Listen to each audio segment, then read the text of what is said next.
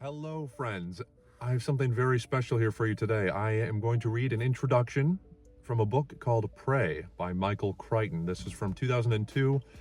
It's about nanotechnology, but it's highly relevant in the age of AI that we're living in. So, generative intelligence, of course, as you may have heard, is pretty big. It's a pretty, it's a pretty crazy field that's been developing over the past couple of years, and it's something that's held my attention since probably about high school. And then I came across a book in 2016 by Michael Crichton, and he's most well known for writing Jurassic Park, which of course basically everybody knows. And that was, of course, adapted by the director Steven Spielberg into the famous movie. But Michael Crichton is a very interesting character. He studied Harvard medicine at the time. He was a student in the 1960s, and during his time there, he wrote small stories and had a passion for writing ever since he was a kid.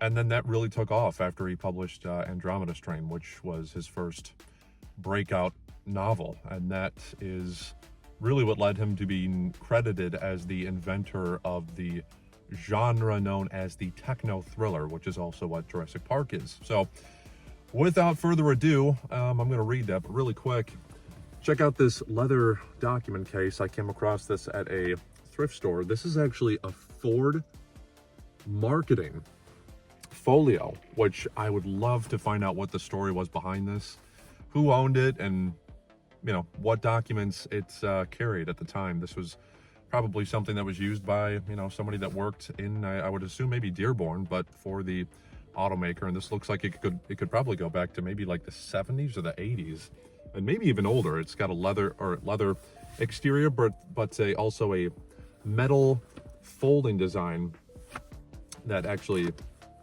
locks into position when you open it and then close. So anyways, it's a cool little retro thing there. But anywho, this is the book, Prey, and I've actually, people have Pokemon. This was sort of my personal Pokemon. I would look through thrift stores and find the cleanest copies that I could get of Michael Crichton's books. There he is right there. He was a tall guy. He was like 6'10" or 6'9". He was a giant in multiple ways. He was a physical giant, and of course the literary and a giant in the world of writing. This is some of his books right here, Jurassic Park being one of them. And his work is insanely relevant to the time that we're living in. And before most of his books, if not all of them, he would write an introduction, and it explains his thinking behind why he wanted to write the story. In an interview he did with Charlie Rose back in like 2002, he explained he wanted to write a modern day Frankenstein book, a tale on a modern day Frankenstein. And he explained that when you hear that name, it conjures up the image in one's mind of Boris Karloff with green face paint and bolts sticking out of his neck. Of course, it's Mary Shelley's monster from her novel Frankenstein, and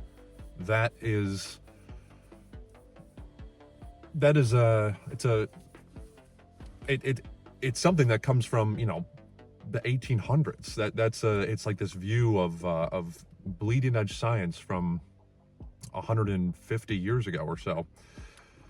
So he wanted to imagine what a modern day Frankenstein would look like. And in this time, when he wrote it in the early 2000s, and he would research this book back in the 90s, he fell upon the area of nanotechnology, the convergence of the computing science and also the biotech science. And so it's a great book, really fun. I would love to see this adapted into a show, a miniseries, even a movie possibly.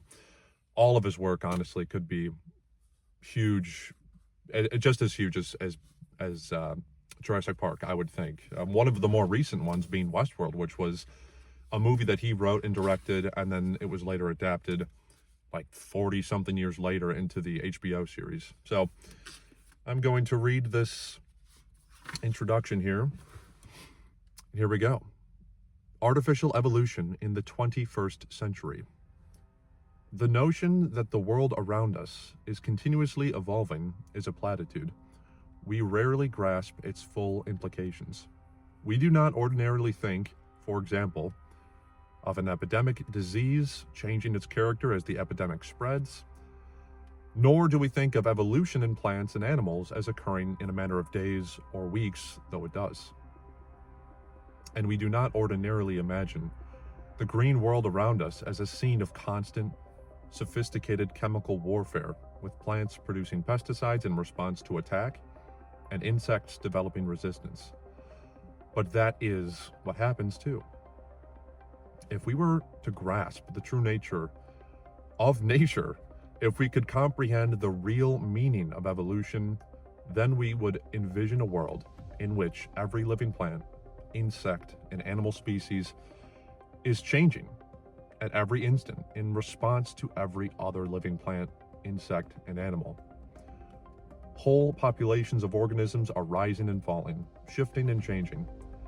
This restless and perceptual change, as inexorable and unstoppable as the waves and tides, implies a world in which all human actions necessarily have uncertain effects. The total system we call the biosphere is so complicated that we cannot know in advance the consequences of anything that we do. This also, side note, blends into his great implementation of the principle, the mathematic concept of chaos theory, which that was done really well in Jurassic Park through the character Ian Malcolm, who is kind of Crichton's, he sort of speaks through that character in Jurassic Park. And of course, a beloved character portrayed by Jeff Goldblum. But anyways, yeah, it's this concept of not knowing how the tiny changes in initial conditions can have very drastically different outcomes. It's a fascinating mathematical premise. To continue here, we have a footnote. This uncertainty is characteristic of all complex systems, including man-made systems. After the U.S. stock market dropped 22% in one day in October 1987, new rules were implemented to prevent such precipitate declines. But there was no way to know in advance whether the rules would increase stability or make things worse. According to John L. Casty, quote, imposition of the rules was simply a calculated risk on the part of the governors of the exchange. And he cites a book, Would-Be Worlds, from 1997. All of his books, by the way, contain a section in the back, which I'm going to pull up in a second. They contain a bibliography, and this is a couple pages long of all of the research, different articles from scientific journals and studies pertaining to the work that went into creating the book, which he has here in the back. There's the bibliography. And you don't really see that with too many books, too many science fiction books now. It's an exercise in more of a creative world and not so much necessarily grounded in the real one, but he does a great job of taking the current bleeding edge science of the time and using that as a framework for all of his work. And science fiction is often a precursor to reality and puts forth a vision of what could be. To continue, that is why, even in our most enlightened past efforts, we have undesirable outcomes, either because we did not understand enough, or because the ever-changing world responded to our actions in unexpected ways. From this standpoint, the history of environmental protection is as discouraging as the history of environmental pollution. Anyone who is willing to argue, for example, that the industrial policy of clear-cutting forests is more damaging than the ecological policy of fire suppression ignores the fact that both policies have carried out with utter conviction, and both have altered the virgin forest irrevocably. Both provide ample evidence of the obstinate egotism that is a hallmark of human interaction with the environment. The fact that the biosphere responds unpredictably to our actions is not an argument for inaction. It is, however, a powerful argument for caution and for adopting a tentative art attitude toward all we believe and all we do. Unfortunately, our species has demonstrated a striking lack of caution in the past. It is hard to imagine that we will behave differently in the future. We think we know what we are doing. We have always thought so. We never seem to acknowledge that we have been wrong in the past, and so might be wrong in the future. Instead, each generation writes off earlier errors as the result of bad thinking by less able minds, and then confidently embarks on fresh errors of its own. We are one of only 3 species on our planet that can claim to be self-aware. Another footnote here, the only animals for which self-awareness has been convincingly demonstrated are human beings, chimpanzees, and orangutans. Contrary to widespread belief, claims for other animals such as dolphins and monkeys have not been unambiguously proven. This is in 2002, of course. Back to the introduction, yet self-delusion may be a more significant characteristic of our kind. And here we get into the interesting stuff here. Sometime in the 21st century, our self-deluded recklessness will collide with our growing technological power. One area where this will occur is in the meeting point of nanotechnology, biotechnology, and computer technology. What all 3 have in common is the ability to release self-replicating entities into the environment. We have lived for some years with the first of these self-replicating entities, computer viruses, and we are beginning to have some practical experience with the problems of biotechnology.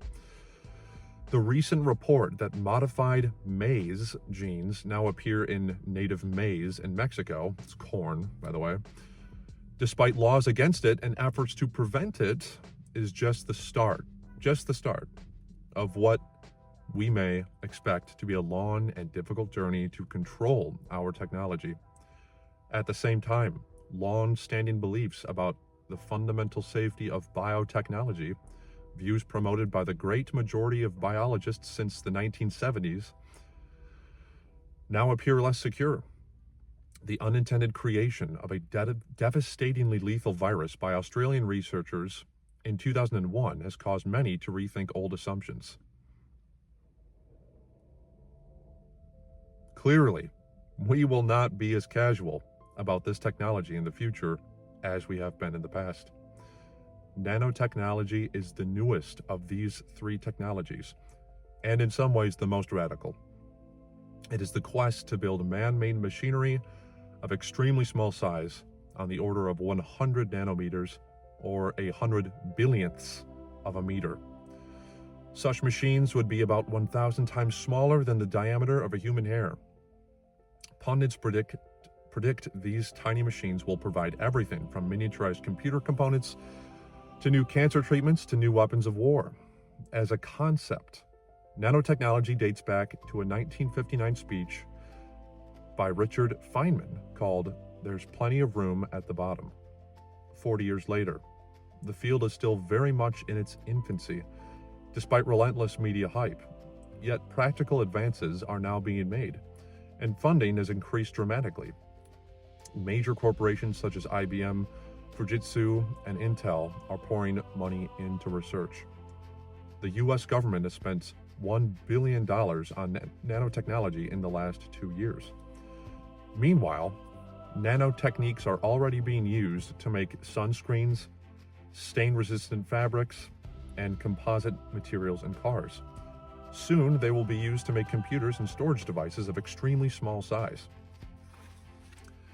And some of the long-anticipated miracle products have started to appear as well. In 2002, one company was manufacturing a self-cleaning window glass. Another made a nanocrystal wound dressing with antibiotic and anti-inflammatory properties. At the moment, nanotechnology is primarily a materials technology, but its potential goes far beyond that. For decades, there has been speculation about self-reproducing machines. In a 1980 NASA paper discussed by several methods. In the 1980 NASA paper discussed several methods by which such machines could be made. 10 years ago, two knowledgeable scientists took the matter seriously. And here he contains a quote: "Within 50 to 100 years, a new class of organisms is likely to emerge.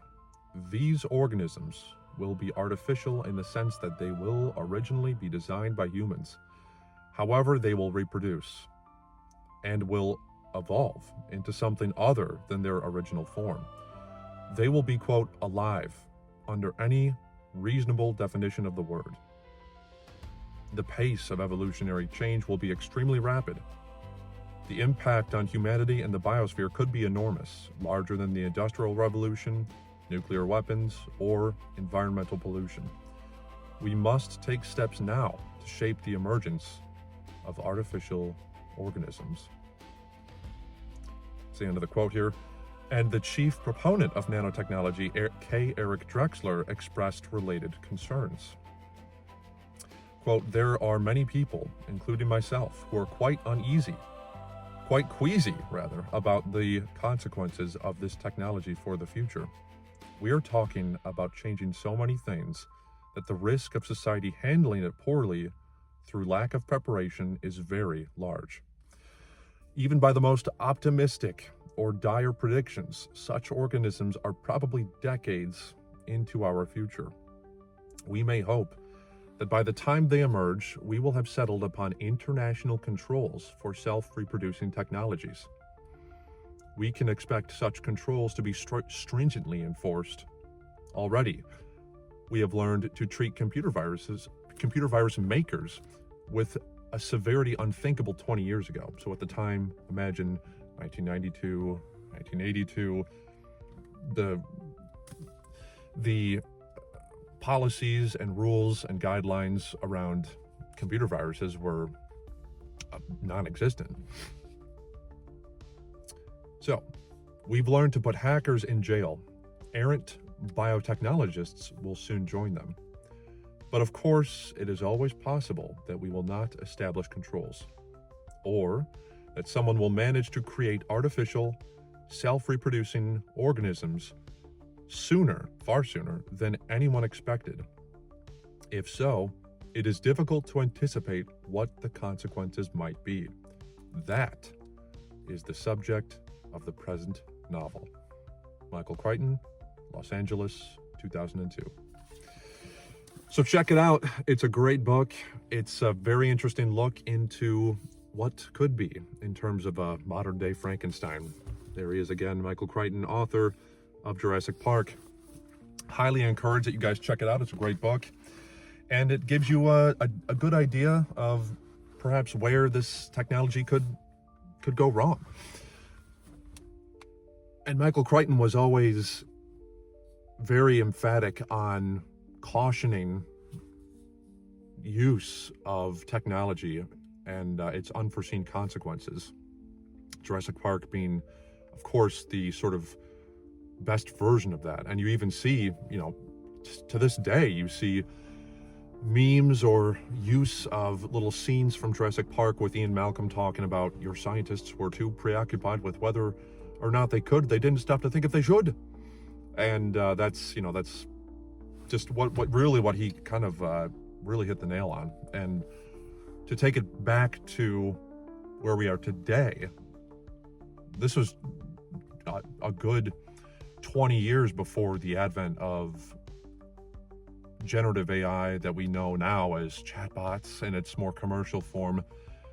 But the industry is now really leaning into developing agents, which is a precursor to creating artificial superintelligence, or that this concept of a sentient AI.